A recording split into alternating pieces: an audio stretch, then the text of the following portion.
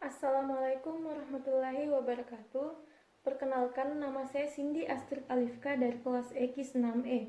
Pada video kali ini, saya akan mereview isi jurnal dari Abdurrahman Kasdi yang berjudul Peran Nazir dalam Pengembangan Wakaf, volume 1 nomor 2 tahun 2014. Saya memilih jurnal ini karena sekaitan dengan tema kelompok saya, yaitu tentang manajemen pengelolaan wakaf. Dalam jurnal ini mengatakan bahwa kunci pengelolaan wakaf terletak pada pengelola wakaf, terutama nazir dan tim kerja yang solid dalam memaksimalkan peran wakaf.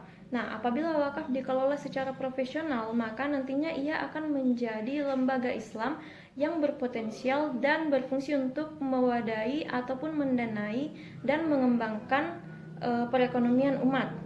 Maka dari itu, perlu adanya dorongan yang semaksimal mungkin terhadap nazir untuk mencapai level kinerja dan performa yang baik agar lebih signifikan dalam memainkan peran sosial untuk pengembangan wakaf. Siapa sih nazir itu dan apa peranannya dalam pengembangan wakaf?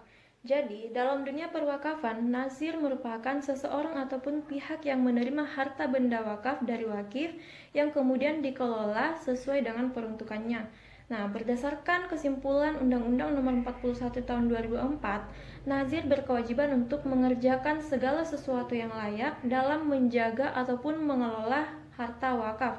Nah, syarat-syarat daripada wakif itu sendiri ialah ia harus merupakan warga negara Indonesia, beragama Islam, dewasa, dan mampu secara jasmani dan rohani, serta tidak dilarang dalam melakukan perbuatan hukum. Lembaga kenaziran dalam wakaf memiliki peranan sentral terutama dalam pengelolaan wakaf secara umum. Oleh karenanya, eksistensi dan kualitas SDM-nya harus benar-benar diperhatikan. Seorang nazir, baik itu secara perseorangan ataupun badan hukum, harus merupakan orang yang berakhlak mulia, amanah, berperilaku baik, dan menguasai ilmu-ilmu administrasi dan keuangan yang diperlukan dalam menjalankan tugas sesuai dengan wakaf yang digunakan dan tujuan dari wakaf itu sendiri.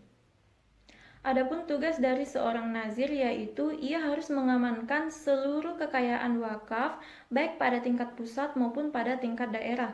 Nah, apabila harta benda wakaf berupa tanah, maka yang harus dilakukan oleh nazir adalah yang pertama, ia harus membuat sertifikat tanah wakaf yang ada. Yang kedua, ia harus melakukan advokasi terhadap tanah-tanah wakaf yang masih bersengketa. Dan yang ketiga yaitu ia harus melakukan pemberdayaan tanah wakaf secara produktif.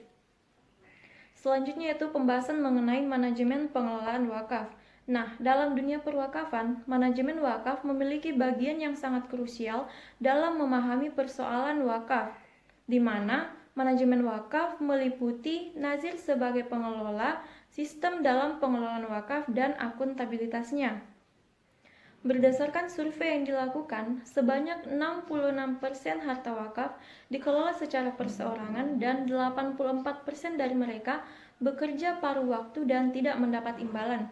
Hal ini disebabkan karena pemilihan nazir hanya berdasarkan pada unsur kekerabatan, sehingga akan mempersulit dalam mengembangkan wakaf yang profesional dan akuntabel.